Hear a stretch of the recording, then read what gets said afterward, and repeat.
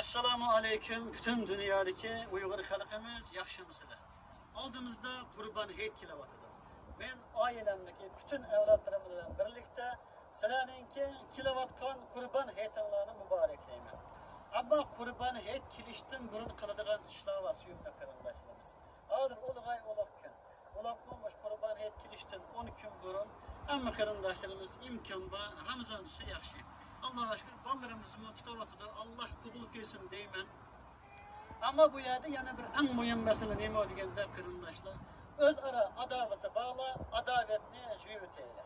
Şahsen ben bir Uygur Müslüman bulaş süptüm bilen, men adaveti boğan, bana düşmanlık kıyganı, yamanlık kıyganlardan adavetimini jüyüt ettim, süyümle kırındaşlarımız. Sizlerden o jüyüt şanlarını ümit kılamam.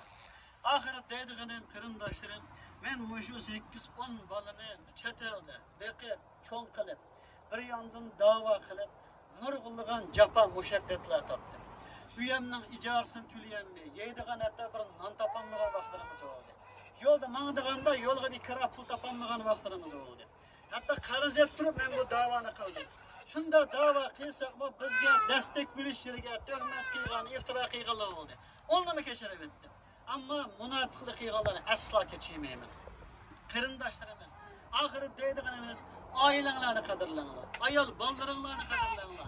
Çünkü vatanda anası, dadısı, üzüm ayağı dolap, can bulanmağın nurgun aileler var. Muş Kurban Hayit'ta canım, gol. Gipimle bir şey tüketeyim kıska tabi kırındaşlar.